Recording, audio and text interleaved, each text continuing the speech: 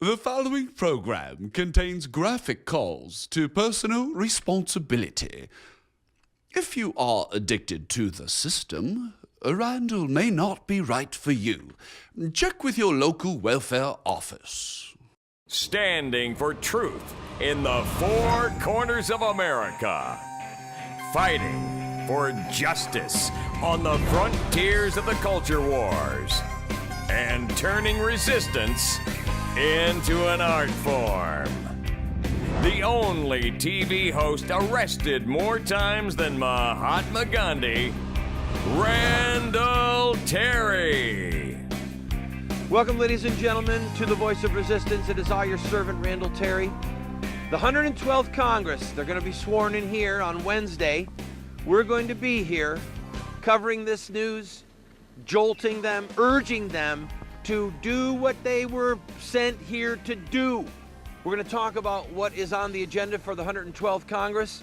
We'll talk about the assassination of a Pakistani governor who was an outspoken critic of their blasphemy laws. And we're going to take a look at some of these magnificent buildings. They used to be an emblem of justice. Now they are the font of tyranny. But first, a word from my good buddy, Rusty Cowpoke. Rusty, fix your lip. Hey, listen up. Now, some people saying that the new Speaker of the House, Mr. Boehner, and Randall Terry are good friends. Hell, Randall's holding Boehner's feet to the fire. Randall's threatened to run candidates against him in 2012 if Boehner don't defund Planned Parenthood. You call that friendship? I call that drawing a line in the sand. I call that promising a good old-fashioned butt whooping. Now that's not too friendly, is it? Welcome back to the program, friend. Buildings matter. Structures matter. When you see the magnificent architecture of any culture, the temple, Solomon's temple, the Parthenon, the pyramids, you think of man's ingenuity. You think of what a culture represents to the world. You can see behind me the Washington Monument. Obviously, we're here on Capitol Hill. Over here, we've got the Supreme Court. America is no different than any other civilization. If you go to the Forum, you'll see buildings that really were, in many ways, the templates for the buildings that you're seeing here. Those massive colonnades on the Supreme Court echo some of the buildings that you would see in the Parthenon or at Delphi in Greece or in the Forum in Rome. Buildings that spoke of authority, buildings that spoke of power, buildings that said, here is where laws are passed. Here is where criminals are tried. Here is where the essence of who we are as a nation is defined. The buildings that surround me right now, at one point in time, were the envy of the world. People wanted to come here because we were a nation of laws. We were a nation, one nation under God. We were a nation in God we trust. A nation that thrived on liberty, on human rights. But these very buildings that used to be the fount of justice have become the haunts of tyranny, the haunts of political jackals. The 112th Congress is coming. President Obama's coming back to town today to sign a $1.4 billion new food bill, giving the FDA yet more power in the hands of the government. We have the safest food in the world. And we're in an economic crisis, but that's not going to stop him from growing government and spending more of our money. That little tidbit aside, the end of the matter is this. If you can ever travel to Rome, which I urge you to do, go to the Forum and see what used to be, and now it's a ruin. Why? Because they turned away from truth and justice, and because heaven finally judged them for the tyranny and the oppression that had become the stock and trade of their government. How long are we going to survive as a people? How long is this government going to be able to continue down this path of tyranny? I don't know. Law is an instructor, and law can be a place where lives are blessed, lives are given the girth of the ability of freedom to live peacefully, to serve God peacefully, or laws can be used to oppress. Let's switch gears for a minute. As you know, 21 Christians were brutally murdered in Egypt. I want to show footage of that from CNN, and then I want to talk about the assassination of the governor of Punjab in Pakistan. Look at this footage. The attack took place just 10 minutes into the new year, just around the corner at the Church of El-Qadisin, the Two Saints. Now, at the moment, there's no way to get near the church because there is an intense Egyptian security presence around it. But many people here, eyewitnesses I spoke to, complained that the night of the attack, security simply was inadequate, that the Egyptian police were allowing people to park cars in front of the church. The Egyptian authorities say they believe that the attack was the work of a suicide bomber, but eyewitnesses, several of whom I spoke with in hospital just up the street from here, say that they are positive that they saw that it was a car bomb and not a suicide bomber. And of course, that raises worries about if it was a car bomb, that means there's a whole logistical network that supported this attack. Now, at this point, it's not clear what the final death toll is. Initially, the Egyptian authorities were putting it at 21, but now they're saying they can only identify 18 of the bodies. The rest are body parts they simply cannot identify. Now, the atmosphere here in Alexandria is very tense. Throughout the afternoon, there have been running battles between Egyptian security and Coptic Christian youth, some of whom were throwing rocks at the police responding with tear gas, rubber bullets, and using their batons. We're also hearing there are clashes in Cairo as well between rioters and the police on the main road going by the Nile. So throughout Egypt, in the aftermath of these attacks, the atmosphere is indeed very tense. I'm Ben Wiedemann, CNN, reporting from Alexandria. So there you see, literally 21 at least members of the Coptic Christian community murdered in cold blood. Why? Because of the peaceful religion of Islam. In Pakistan, Salman Taseer was assassinated by his bodyguard. The most popular governor in Pakistan over the most populous and powerful state of Pakistan. Why was he murdered? Because he was an outspoken critic of the blasphemy laws of Pakistan, which are part of the blasphemy laws of Sharia law, Islamic Sharia law. Sharia law says that you cannot say that Jesus is Lord publicly and that the Prophet Muhammad is not a true prophet. He's a false prophet. If you say that, you are guilty of insulting Islam, insulting Muhammad, and it is a capital offense. And so this governor had been defending the woman who was in the news about a month ago, who was being tried for blasphemy for speaking against Islam, simply because she believed in Jesus and wouldn't bow her knee to Islam. That governor was assassinated by his own bodyguard, a man who is a faithful follower of Islam. These structures that you see represent law. The question we must face is, what is the foundation of law? Is it what the Supreme Court says? Is it what a bunch of guys in here say? Is it what Muhammad says? Or does law originate with the creator of the world? The Father, the Son, the Holy Spirit. The one who George Washington called the governor of the nations. The one who is referred to in our Declaration of Independence as the supreme judge of the world.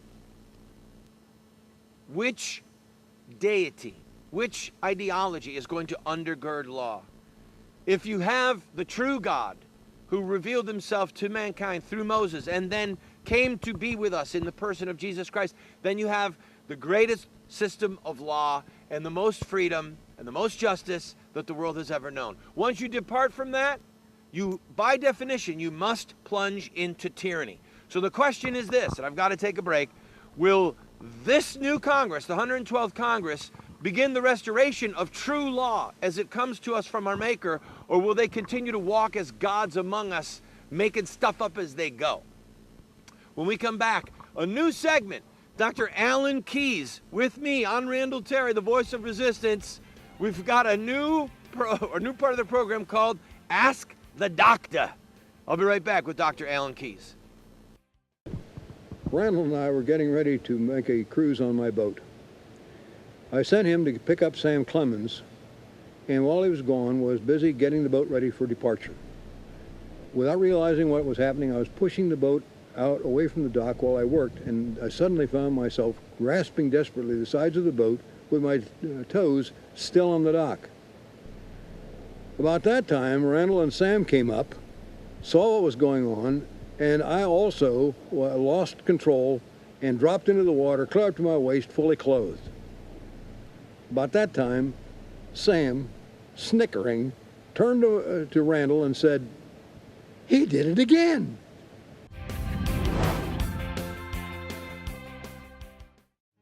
Moments with Moses. They shall pursue you until you perish. And the heavens over your head shall be brass, and the earth under you shall be iron.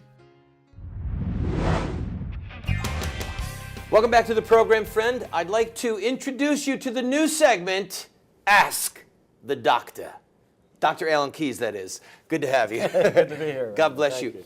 Let's give it up for Dr. Keyes. Yes? And by the way, ladies and gentlemen, that's what we call a live studio audience. It's not a canned clap track as you're used to. All right. Dr. Keyes, we've had a delightful day together, and I thank you for taking the time to do this in an interview format. What we're going to do, ladies and gentlemen, is a series of interviews that we play over the course of 1 to 2 weeks. We'll just keep doing them until we can't do anymore, right? The Tea Party movement. Let's start there because that has really jumped into the news in a significant way. But I, on this program, am regularly saying to the Tea Party people, God first, beware, God first, beware. What do you see happening in the Tea Party movement as it relates to God and money that is godless? Well, I think one of the important things to keep in mind, the ambiguity that's even in the label Tea Party, and folks have to make up their minds. Do they mean a movement that really harkens back to the spirit of 1776, to the Tea Party that threw the tea into the sea, and that made the point, by the way, that even though they had economic interests in the tea and they had a big culture that was built around the drinking of tea, they weren't going to be seduced into surrendering their liberty in order to keep on drinking tea, in order to keep on having this little indulgence that contributed to their material well-being. I think that's what's being offered right now by these Mammon is God people who are saying that the only issues that matter are money. Because in point of fact, that was not the premise of the American Revolution. If the American Revolution had been only about money, it would never have been fought. There is no historian I know of who thinks that the taxes that were being asked by the British government were so onerous and destructive that they somehow justified the rebellion. What justified the rebellion, even in the Declaration of Independence when they're listing the grievances, are the things that violate the premises of self-government, that disrespect the right of the people to govern themselves. They were more concerned with the high-handed, tyrannical way in which the decisions were made and imposed than they were with the actual substance of the measures that were being put in place. And that means that they were looking to an idea of justice. But what is justice? Justice is a moral idea. It's a moral idea that the founders articulated explicitly in terms of God, in terms of unalienable rights that come to us from God. It is the business of government to secure those rights. Protect them. And that basically means that in order for us to have a just government, we must have a government that respects the will of God. When people come forward and say, no, we got to keep those issues out, they are essentially saying that the Tea Party should be a little observance where we politely drink tea and figure out how, without causing anybody any trouble, we're going to pretend that we are reasserting the sovereignty of the American people. If we really mean A proper to Tea reassert Party? it, You're saying that we should be prim and proper? Prim and proper Tea Party with your little pinky in the air. It turns out in this particular case it will be a pinko in the air, but that's neither here nor there. A red Tea Party activist. Yes. And that in point of fact, you're not going to accomplish anything. And I think that's the problem here. No, the Tea Party can either be a galvanization of the real spirit of American liberty and the sovereignty of the American people, their sense of responsibility, or it can be a nice little distraction that takes the anger and energy being generated by these high-handed, arrogant impositions of socialism on the country and dissipates it in a nice little movement that gives people the impression they're doing something when nothing is in fact being done to restore their constitutional liberty. All right, these segments are going to go by way faster than any of us like. What I'll do in tomorrow's show is ask the question about how is this movement being co-opted, or at least there's an attempt to co-opt it, and what we have to do to ensure that, number one, it is not co-opted, and number two, that it stays on its theocentric moorings. I'm Randall Terry. We just left the doctor's office. I feel better already. I'll be right back. Applause. I love applause. I'll be right back.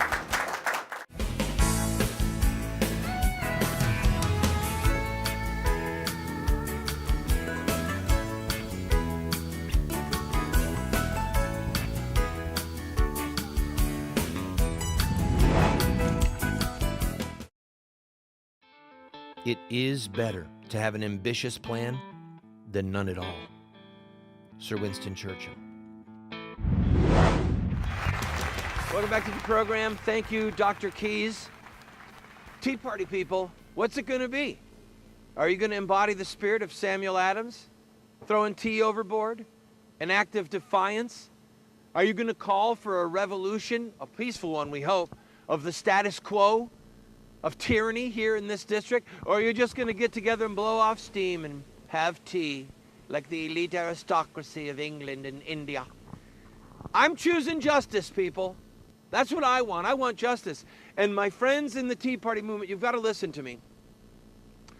The political correct, diversity training, tolerance training that has plagued us for the last 15 or 20 years, you've been infected by it. You don't even know it. I've been infected by it.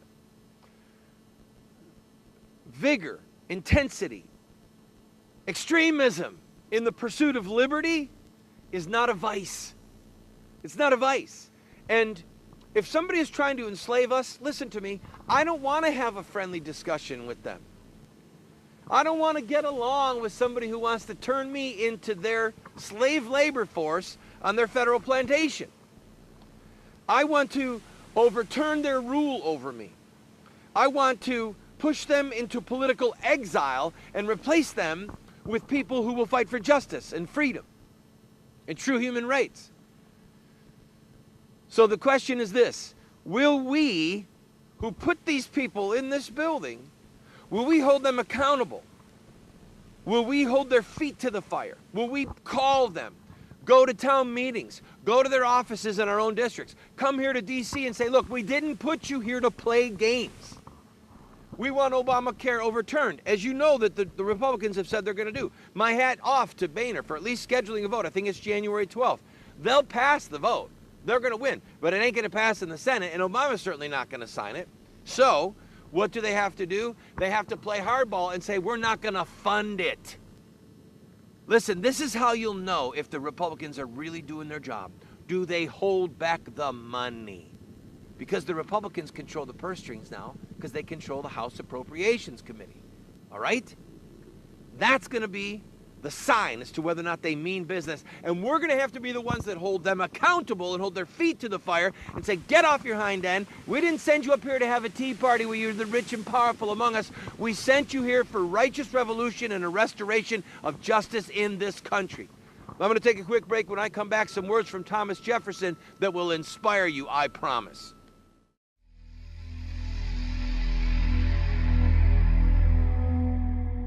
Save me, O God, by thy name, and judge me in thy strength. For strangers have risen up against me, and the mighty have sought after my soul, and they have not set God before their eyes.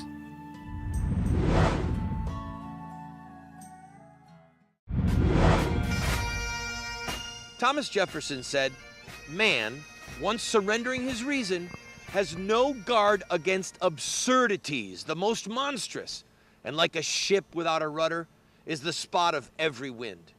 With such persons, gullibility, which they call faith, takes the helm from the hand of reason, and the mind becomes a wreck. People, that is exactly where we are today. We believe the most absurd things about government, about them being our savior, our protector, our provider. And our mind has become gullible and we believe absurdities. It's time that we restore reason based upon the authority of Almighty God and we become free people again. See you tomorrow.